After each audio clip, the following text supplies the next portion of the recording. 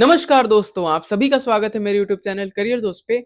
आज मैं जो आपके लिए वैकेंसी लेके आया हूँ वो रीको रिक्रूटमेंट में आई हुई है। अब ये जो वैकेंसी है इसकी खास बातें जो भी है मैं आपको बताने वाला हूँ। तो सबसे मेन पॉइंट ये है कि इसका एग्जाम का नोटिफिकेशन या डेट अभी नहीं आया है, तो आप इसके लिए प्रिपरेशन स्टार्ट भी कर सकते हो। और अगर आप एलिजिबल हो, सिर्फ 12th पास वालों के लिए ये वैकेंसी है। तो अगर आपने 12th पास किया और कंप्यूटर का बेसिक सर्टिफिकेट भी है आपके लिए आपके पास, तो आप इसके लिए अप्लाई कर पाओगे। आइए आज इसी बारे में और इसी वैकेंसी के बारे में हम आज के वीडियो में बात करने वाले हैं। तो उसको देखने से पहले आप इस वीडियो को लाइक कर लें, चैनल को सब्सक्राइब कर लें और बेल आइकन दबाना ना भूलें। साथ ही साथ अपने दोस्तों के साथ ये वीडियो शेयर भी कर दें, ताकि जो भी इस फॉर्म को फिल करना चाहता है वो फिल कर पाएगा। आइए देखते हैं क्या है। तो दोस्तों, अगर हम बात करें वैकेंसी की, तो मैंने आपको ऑलरेडी बता रखा है ये वैकेंसी रीको रिक्रूटमेंट 2026 के नाम से आई हुई है। इसके इंपॉर्टेंट डेट्स की बात करें तो इसका एप्लीकेशन स्टार्ट डेट ऑलरेडी हो चुका है। वहीं लास्ट डेट की बात करें तो इस फॉर्म को आप 20 फरवरी तक फिल कर पाओगे। वहीं यहाँ पे टोटल पोस्ट की बात करें तो यहाँ पे 98 सीट्स आई हुई हैं। एग्जाम डेट के बारे में मैंने आपको बता दिया कि अभी एग्जाम डेट नहीं आया है, तो आप इसके लिए प्रिपरेशन स्टार्ट भी कर सकते हो। और जिसने इन सब्जेक्ट्स का प्रिपरेशन कर रखा है वो अपना रिविजन कर स्टार्ट कर सकता है। अब दोस्तों, अगर हम बात करें एलिजिबिलिटी की, तो ध्यान रहे आपका मिनिमम 12th पास होना चाहिए। उसके साथ में आपका या तो ओ लेवल का सर्टिफिकेट आपके पास होना चाहिए, ट्रिपल सी का होना चाहिए, कोपा आपने किया हो, डिप्लोमा किया हो या फिर ग्रेजुएट भी होंगे तो भी आप इस फॉर्म को फिल कर पाएंगे। अब वहीं बात करें यहाँ पे जो पोस्ट है वो है जूनियर असिस्टेंट की। ध्यान रहे यहाँ कुछ और भी लिखा हुआ है जो मैं आपको पढ़ के समझा देता हूँ। 2 year probation period. 2 year probation period क्या होता है? देखिए, पहले 2 साल के लिए आपको प्रोबेशन पीरियड पे, मतलब देखने के लिए कि आप काम कैसा करते हो, अच्छा कर रहे हो, खराब कर रहे हो, तो आपको 2 ईयर के लिए एक संविदा पे रखा जाता है। उसके बाद अगर आपका काम अच्छा लगता है इनको, तो आपको यहाँ पे परमानेंट कर लिया जाता है। अब अगर हम बात करें यहाँ पे कितना किया जाएगा, तो यहाँ लेवल 5 की सैलरी आपको मिलने वाली है, जिसमें कि आपको 38,000 के करीब में सैलरी ऑफर की जाएगी। अब अगर बात करें एज लिमिट की, तो ध्यान रहे आपका एज कब से देखा जा रहा है। तो 20/2/2025 को आपका मिनिमम एज 18 साल, मैक्सिमम एज 40 साल होना चाहिए। वहीं बात करें एज रिलैक्सेशन की, तो अलग अलग कैटेगरी को अलग अलग मिल रहा है।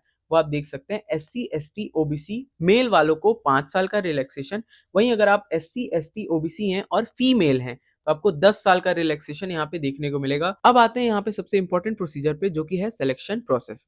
अब अगर हम बात करें यहाँ पे जो सिलेक्शन होगा वो आपका 3 मीडियम से होने वाला है। सबसे पहले तो आपका एक MCQ एग्जाम होगा, उसके बाद आपका इंटरव्यू होगा और फिर उसके बाद में टाइपिंग टेस्ट होगा।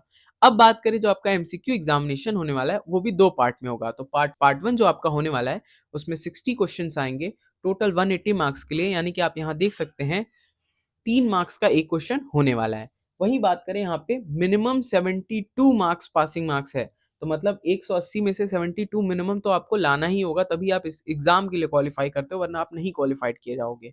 ऐसा नहीं है कि 72 आप ले आएंगे तो आपका सिलेक्शन हो जाएगा, नहीं। इनका कहना है कि 72 तो आपको लाना ही है उस लिस्ट में आने के लिए कि आपका सिलेक्शन हो सकता है या नहीं हो सकता है।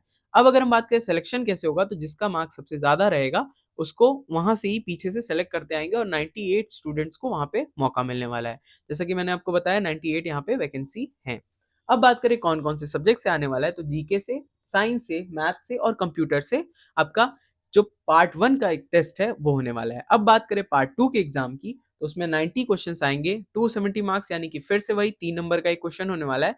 लेकिन यहाँ पे मिनिमम मार्क्स जो है आपका वो 108 है, मतलब आपको क्वालिफाई करने के लिए 108 तो लाना ही पड़ेगा। अब बात करें यहाँ पे कौन कौन से सब्जेक्ट्स आने वाले हैं, तो हिंदी, इंग्लिश और मैथ्स। मतलब 3 सब्जेक्ट्स हैं, हिंदी, इंग्लिश, मैथ, और इन्हीं से मिला करके आपका पार्ट 2 का एग्जाम होने वाला है। वहीं बात करें इंटरव्यू की, तो जब आप क्वालिफाई कर लेते हो अपना MCQ एग्जाम, तो आपका एक इंटरव्यू होता है।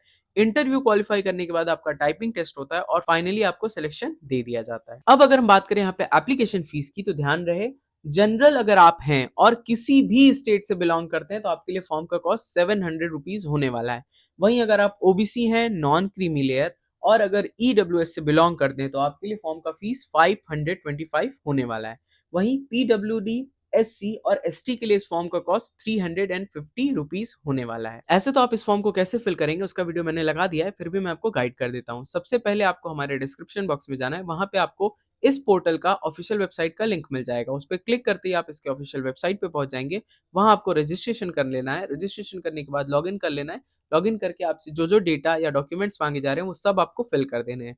फिल करने के बाद आप पेमेंट कर लीजिएगा, पेमेंट करने के बाद फॉर्म को सबमिट कर लीजिएगा। ध्यान रहे सबमिट करने के बाद आप प्रिंट निकालना ना भूलें, इससे आपको याद रहता है कि आपने फॉर्म को फिल किया था। दोस्तों, जैसे ही आप रिको रिक्रूटमेंट की वैकेंसी फॉर्म फिल करने के लिए ऑफिशियल वेबसाइट पे क्लिक करेंगे तो आपके आगे यही पोर्टल खुल जाएगा।